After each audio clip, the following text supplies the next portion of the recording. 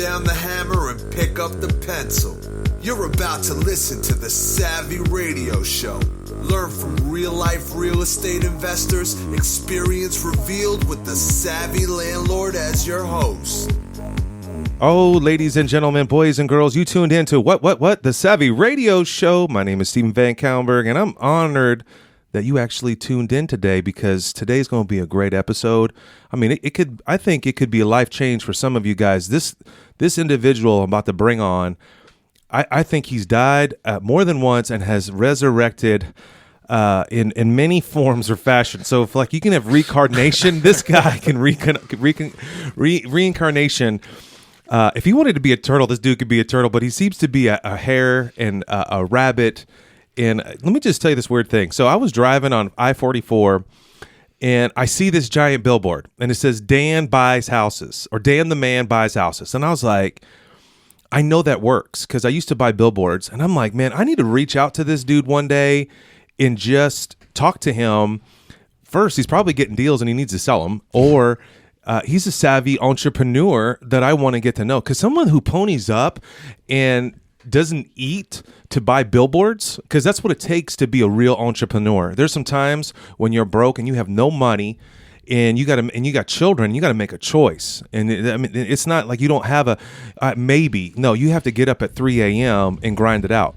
So I just assume. So anyway, of course, months click by and I don't think about it. So another friend of mine introduces me to Dan, and we connect, and I'm looking at his portfolio, and he's thinking about unloading it, and to the tune of he has 31 units, over $1 million, and he has bigger and better things that he wants to do with his life, making an impact. And we're not going to get into politics, but he has some interest in politics, so you can Google this dude up here yourself. It's Dan Belcher. Welcome to the show. He's an investor, a real entrepreneur, and he's also has so many entrepreneur endeavors. We could have an episode just on all the psycho crazy things this guy does to make money. One of those is debt negotiating, which is really cool. What that does is it helps people that are in massive debt and maybe have an asset of a real estate property. He kind of helps them negotiate those deals and makes it safe and not safe would be the right word, but make it all work out. So it's kind of be like a mix between a short sale and managing. And so we'll get into all that stuff later. So Dan, welcome to the show. Thank you for having me. Dude, it's crazy. Yeah. So have you been an entrepreneur your whole life? Whole life, man. I'm youngest of 6 kids, and I'm born and raised Lawton, and I'm not exactly sure where you're from, but we ran the streets, man. So give me your earliest endeavor of a entrepreneur. Well, I was about 12 or 13 whenever I came across Rich Dad, Poor Dad, Robert Kiyosaki. Wow. Think and Grow Rich, Napoleon Hill, How to Win Friends and Influence People. How'd you get those books? I couldn't even tell you because there was nobody in my family who did that. It's just, a lot of my story is going to be about timing, a lot of things that you never could have written. If I had to write a book on how something would transpire, I couldn't have thought that the way things have turned out, that it ever would have turned out that way from the beginning. So yeah, absolutely. I think that's just life in general. But so you had 5 siblings, right? Correct. So, and so were any of these entrepreneur like some people, like I used to deliver newspaper. How did you make money? I mean, were you driven by money, or you just got a hold of these books and you just became an entrepreneur? Well, this is what actually happened is whenever I was young, my mom worked midnights at the post office and slept all day. My dad, they divorced when I was 2. And so about that time, whenever I was about 12, running the streets for so long, you get to a point to where you understand that nobody's looking out for you, that you have to make a decision that either life is going to come and tackle you, or you're going to make a commitment to make things happen yourself, because you can't depend on anybody else to help you do that. No, I watched a couple of your videos on your Facebook page or your business page. I can't remember. You have like 6 websites. So I'm like, I just type in your name and like all that. I was like, and I noticed that you're really big into personal development and you're really good and willing to share that.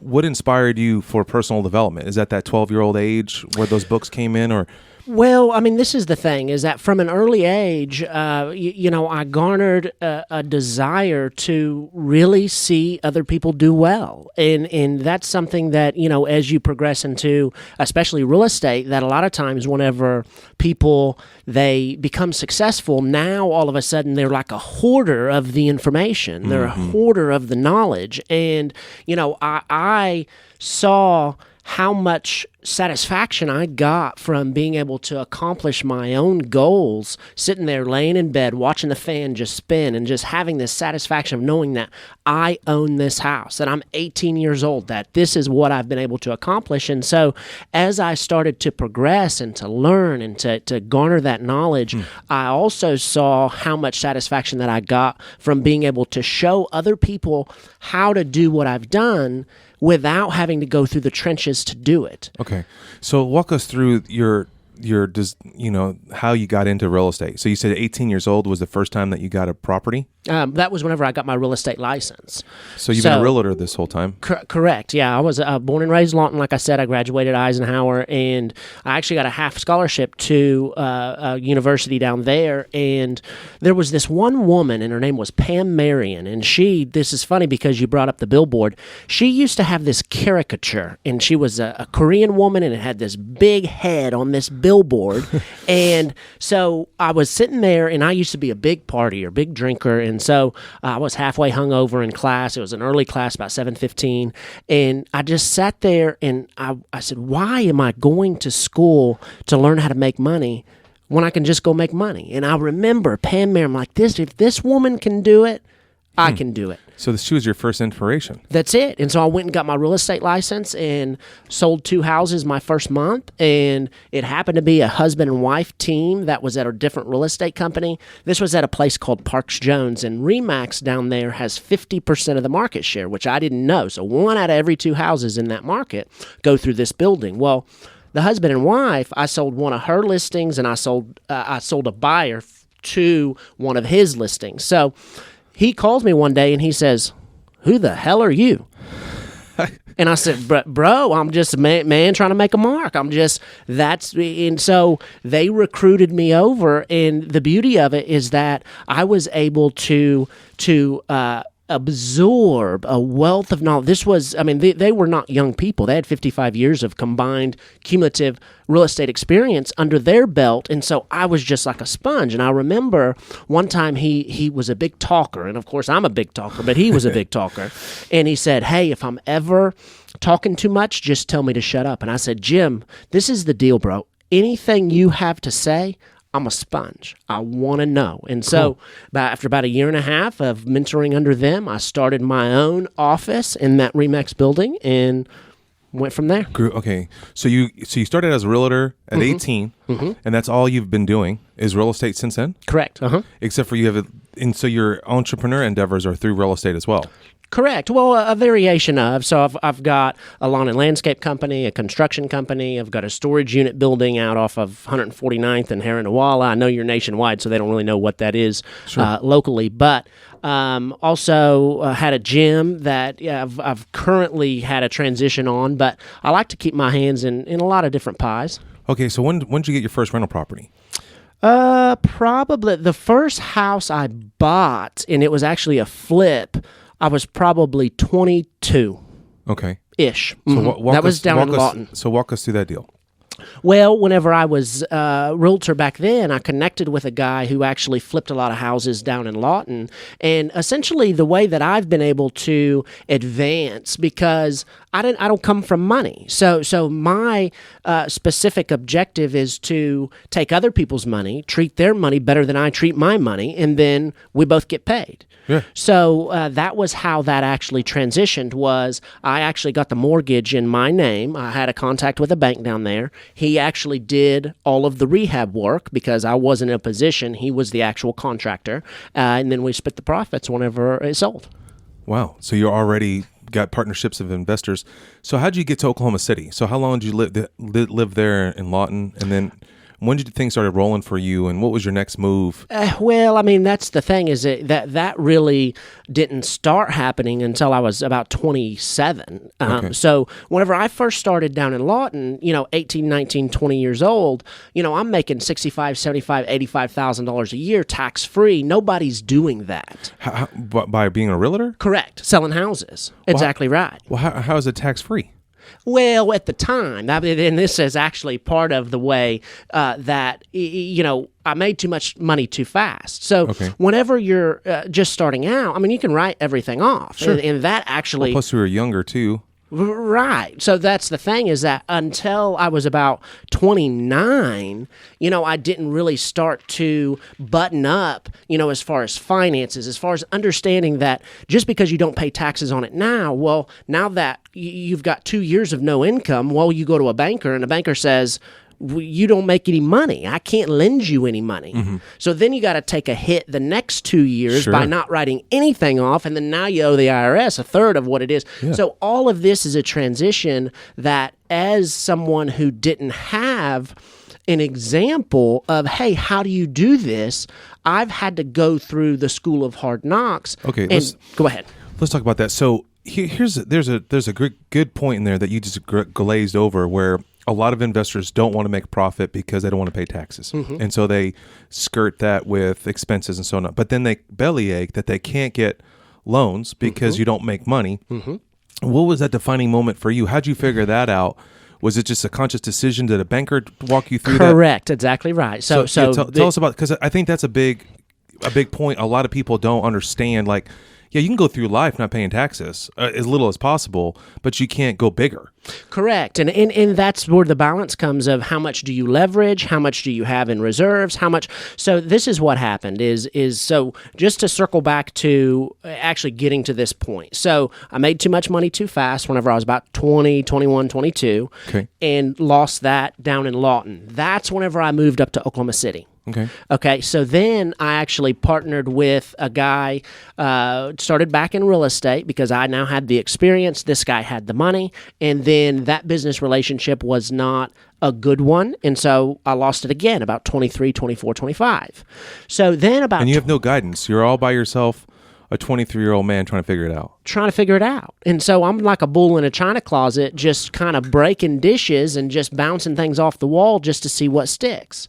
So then whenever I'm 27, I'm actually the youngest owner broker in Oklahoma history. Cool. To where it's not like daddy gave it to you, and then you're the broker and you've been doing it since he was, whatever. Sure. I am the youngest to ever have a broker's license and run the company itself that I created. Cool. Congrats. So whenever I'm 27, I go and we're making a little bit of money, don't understand how you funnel the money through the company and then you divvy it out to yourself personally. We're taking a loss as a company, so then, of course, we're taking a loss as individuals. Or not money, yeah. Yeah, that's it. So then I get in touch with a banker who I'm trying to advance because what happened was I had an investor who was trying to pitch off his portfolio, and he owner financed it to me. And that's happened a couple of different times, but I wanted to structure that debt to where I actually owned it as opposed to an owner finance situation.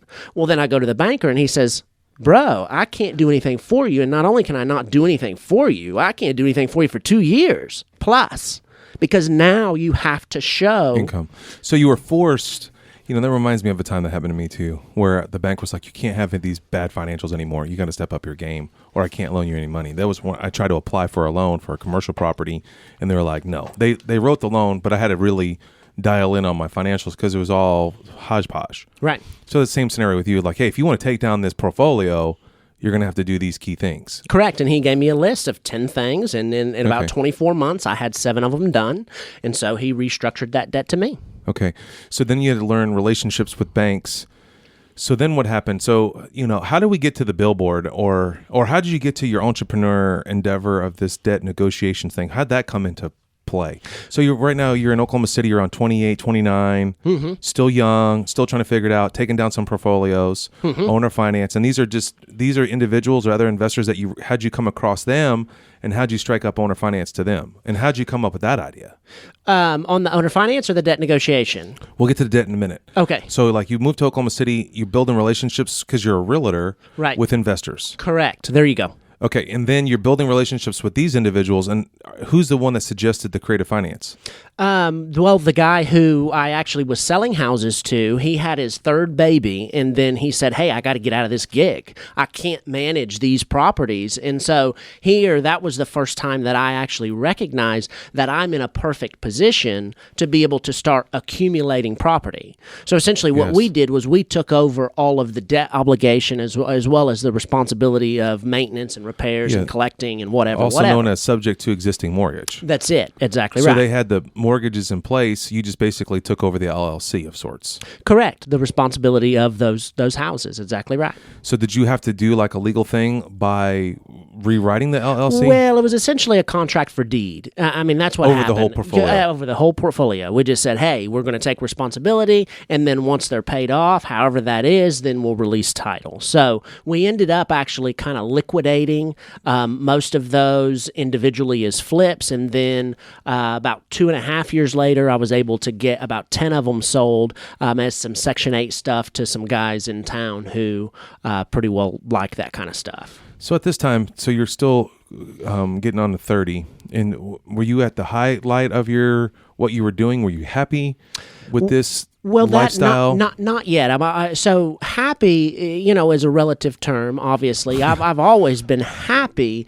but this is the time whenever I'm starting the company, and my 8-year-old son is actually sitting in the chair next to me.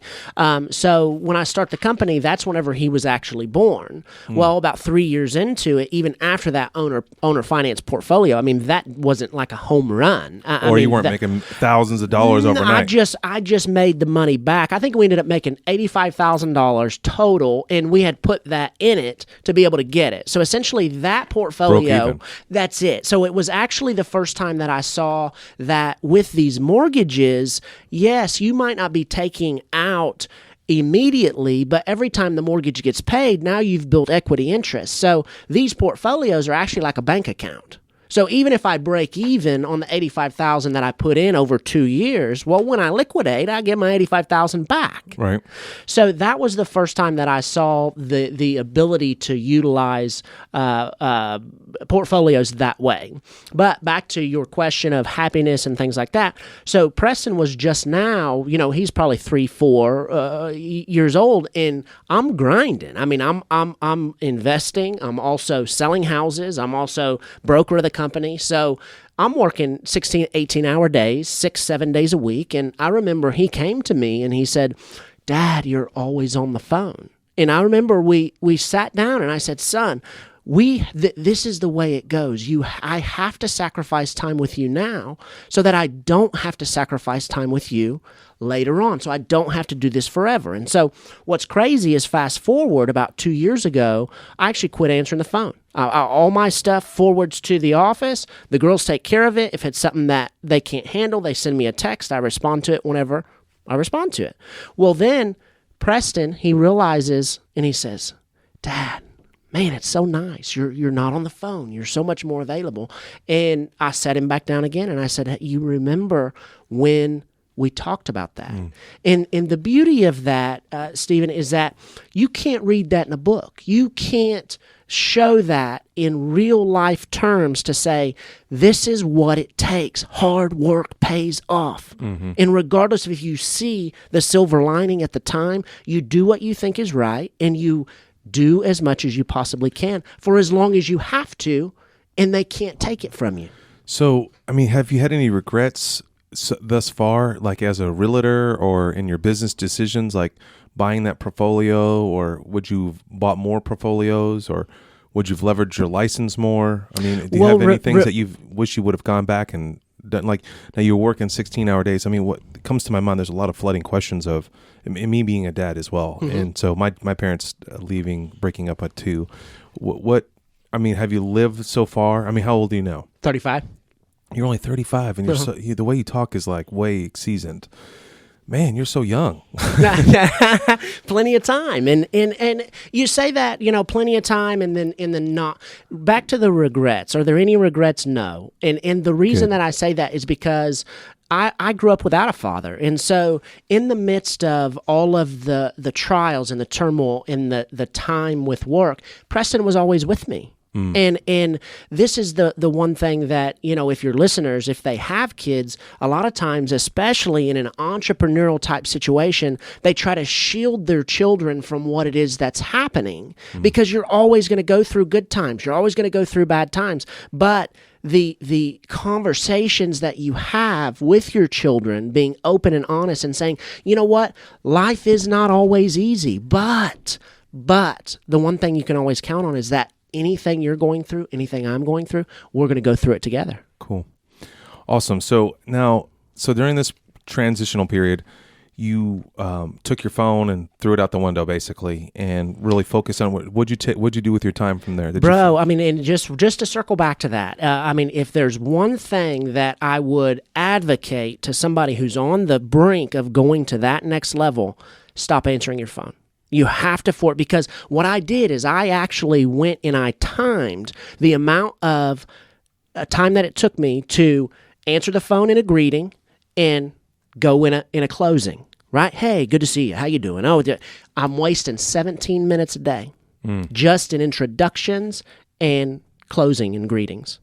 So whenever I actually quit doing that, it took me about 3 days to stop looking at my phone. Let's give a perspective of people that are listening. How many transactions do you think that you've done? I mean, you're 18 to 35. You've been doing this for, almost 20 years? Oh, 1,200 easy. Wow. Uh-huh.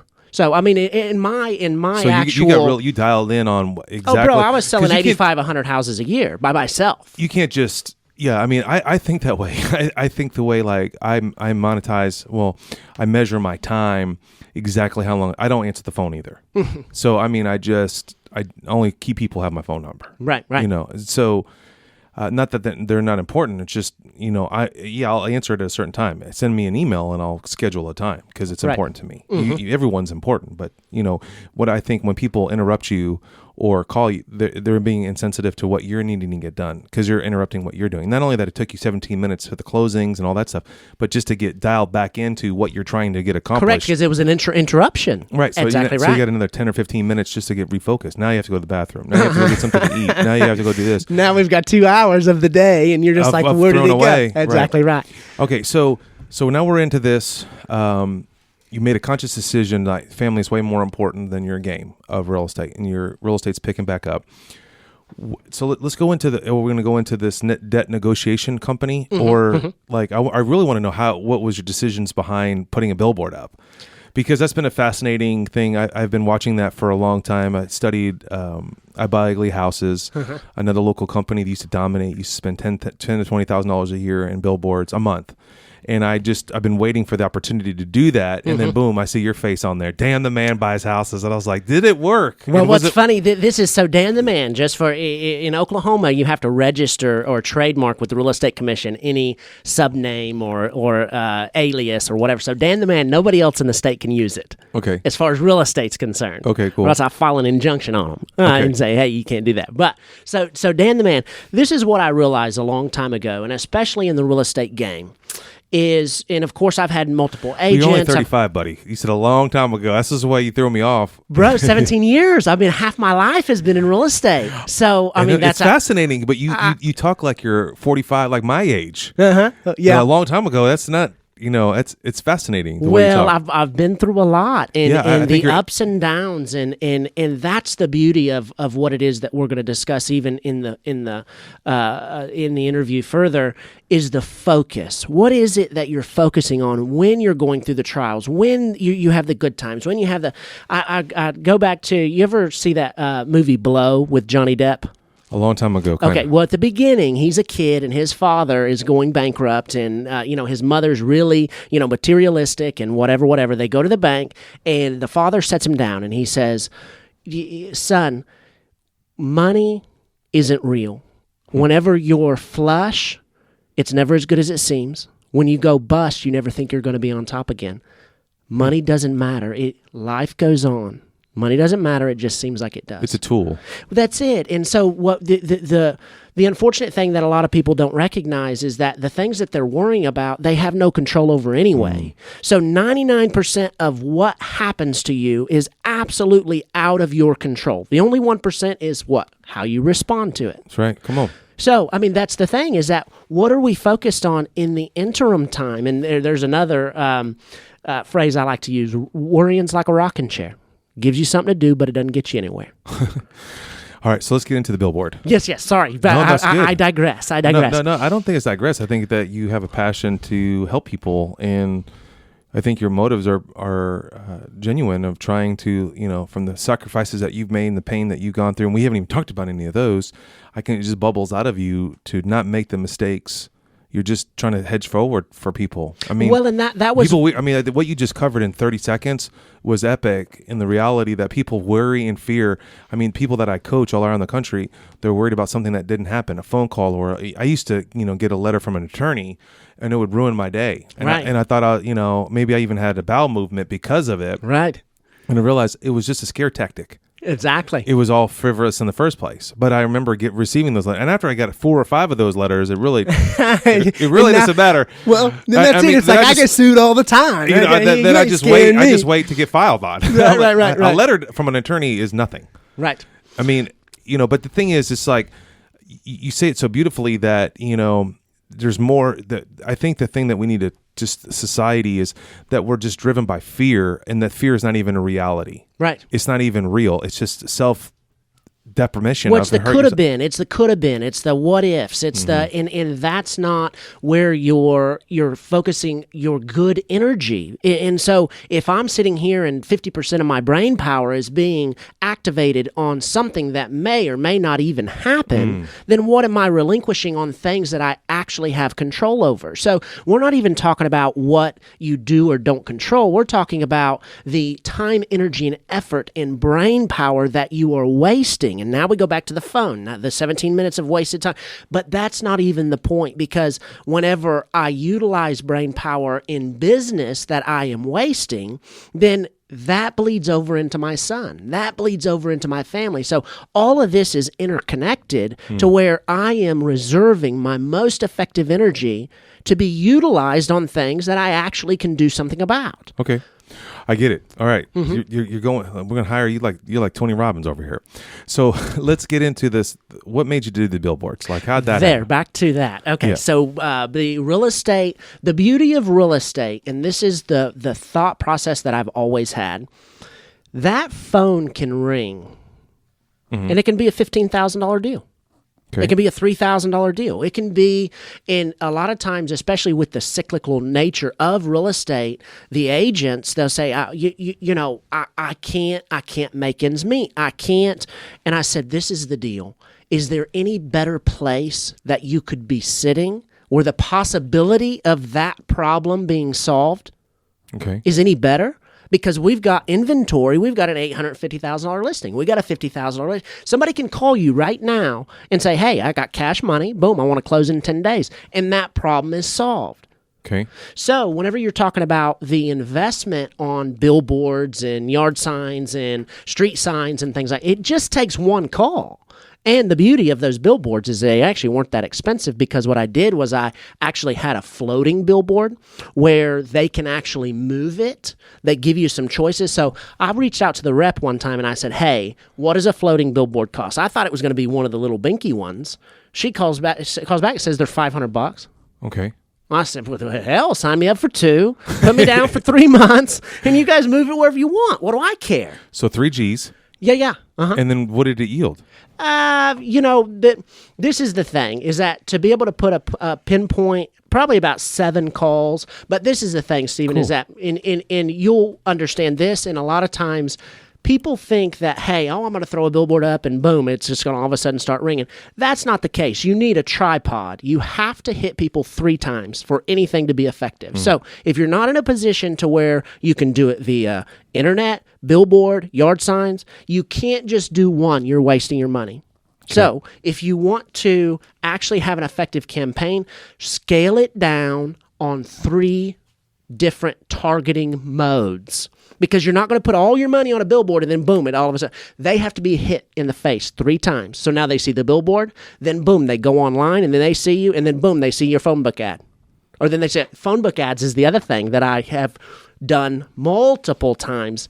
Gold, bro. Cool. Yes. All right, so man, it's 30 minutes, so we're doing good on time. Uh-huh. How you doing, Preston? You doing okay over there? Yeah, I just... Getting a little bored, buddy? Is it okay if I borrow this? Because I kind of want to try to make a flip book. Go ahead, buddy. Take it. You got a pen? Yeah, I have a pencil. Okay. So let's get into your entrepreneur endeavor of this debt negotiations thing. How did that happen, and what in the world? Well, what it is, and so we own we own the largest debt negotiation company in the state, Okay. and it's me and one of my business partners, and we're 50% owners. And essentially, what happened was they created a system. This was 10, 12 years ago, and what we do is we negotiate with homeowners who are in foreclosure, and they hire us to actually negotiate with their bank what's called a short sale, to where the house can actually be sold for what it's worth as opposed to what they owe on it. Because whenever you go back taxes, back interest, back penalties, the house is 9 times out of 10 not worth what they owe on it. Okay. So if the bank goes and tries to foreclose on it, they got to spend money to foreclose, and then they got to find a buyer on the backside, and then they got to pay realtor commissions, whatever. So what we do is essentially say, hey, this is a bona fide offer, cash money. You take some money now, we get a good deal on a house, homeowner saves from foreclosure, win-win-win situation. So how do you find these people? People who get filed on. So you direct mail these people saying, hey, I'm here to help? Mm-hmm. And then you basically get an agreement with them. What's the agreement that you have with them? Hey, I'm going to take care of you. I mean, is there guarantees? Well, no, it's all according to Oklahoma state law, and you can't actually guarantee something that you don't have control over. I mean, so essentially, if Wells Fargo says, "Hey, we're not going to do the deal," then boom, you're out. Right. It's foreclosure. So basically, your sales approach to them is, "Hey, we're going to try to save your credit." Well, this is exactly because a foreclosure's 7 years on your credit, and in a short sale at least shows that you attempted to satisfy that debt. So even if let's just people that don't know this. So let's say it's $100,000 house and you short sell it for 70 and they owed 90, they still owe the $20,000 in debt. That's still on their can be and then cannot be. So if they go to bankruptcy. This is no. I mean, they were talking about a deficiency judgment, and what happened was this is back whenever Obama was president, when we really had this fallout. That was actually a new law that was enacted that the banks couldn't go after you for a deficiency judgment. Okay. Now that law has expired, so essentially what we do is we just petition as part of the deal that doesn't happen. And so only one deal in the last 12 years have they actually come after the person for the deficiency judgment. But that judgment's still on their credit or on their record. On their credit report, but as far as their credit report, it shows as a satisfied debt. So no, the deficiency judgment doesn't. Exactly right, because it's actually in writing that, hey, we're not going to come after you. So after it gets sold, because the homeowner still owns the house. Okay. After it gets sold, it shows as a satisfied debt, and then they move on. Okay. And so, I mean, this is not an easy business. Oh, bro, it takes, 6 months, 12 months, 18 months. We closed one last month that took 28 months. And so your job is, now you have to find a customer, I guess a client, I don't know what you call them, someone that's in the need, a desperate situation. They're about to go to foreclosure. They call this phone number. You meet these people, you talk to them, you say, hey, we have a program that we can get you through. Now, you also handle if they're vacant, you handle some management side on there, and you... Well, what we do is we take over responsibility of the actual transaction from that point. So that way, and again, I mean, I don't want to really go into exactly what our specialty secret sauce is, but there is a secret. That's why nobody else can do what we do. Okay. But essentially, our thought process is, you are going through enough as far as financially, you're going to hire us to essentially take on the home as far as burden. That's exactly right. And now you can move on with your life. You can kind of, forget about it for a little bit because you know that somebody else is taking care of it. And then whenever time comes, it's ready to close. Boom, you show up at closing, and then the deal's done. All right, so you're in the state. Last time we talked a couple weeks ago, you had said you had like 27 files in the pipeline. What's your vision for this company? Are you going to try to take this nationwide? Well, there's certain foreclosure laws that impede the ability to branch to certain states, but we actually would be willing to franchise to the proper real estate company and broker. I know that Colorado is a good pipeline. I know that Nebraska is similar foreclosure laws. So absolutely, So this is something that you're willing to sell as a franchise? Correct. And we'll actually show you exactly how to do it and exactly how we do. And if we didn't, accumulate deals before even the close of the transaction, I'd be really surprised. Okay. Yeah, because we already branched out years ago into Colorado and got good response in the Denver area. And now you're in, what markets are you in now? Oklahoma City, Tulsa, and Lawton. Okay. So all three major markets in Oklahoma. So you guys are aggressive in growing at this point in time, is that correct? Okay, so how do people get a hold of you and someone maybe be interested? How does that happen? Well, I mean, you can just email me, DanielJBelcher@yahoo.com. It's just one of those to where you can Google my name and pretty well see exactly how to contact me. So it's Daniel J. Belcher, B as in boy, ELCHER @yahoo.com. Okay. So that's the main thing on your plate right now is working on that business? Well, I just got the debt restructured on these 31 houses, and so I've got about 7 of them that I need to get rehabbed. And then once we can rent roll them better, once they cash flow a little bit better, then we're going to go ahead and liquidate that entire portfolio. So right now on my agenda, and I won't get into politics, but I've got a political run that I'm in the process of, and then getting this package of 31 taken care of, and then really blowing up the short sale company is what my agenda is for the next 6 months. Okay, great. So if anyone is interested in buying your portfolio, same thing, same email, right? Correct. Mm-hmm. Yep. Okay, and do you have this on the MLS now? It is. So search up these properties. There's a package for sale, and Dan will sell it to you. Yeah. And he can handle the whole transaction for you if you're a rookie. That's what's up. Hey. If you just got money, that you want to actually... So that's the thing, too, is I have a consulting company as well, to where if you have money that you just don't want to be sitting on the sidelines, I mean, I'm already in the business. So if you want to buy the houses and then have me facilitate the rehab and to actually manage and then do your thing, that's obviously what I do. All right, awesome. So tell us... what's your goals from here? And then we're going to go into what advice would you give to some investors out there, rookie investors, especially since you're so young. Perfect. What my goals are right now is same as they always have been, and that's to buy an island. Buy an island? That's it. It's been my goal. That's been my goal since I was 15, and cool. That's one thing. Have you priced them?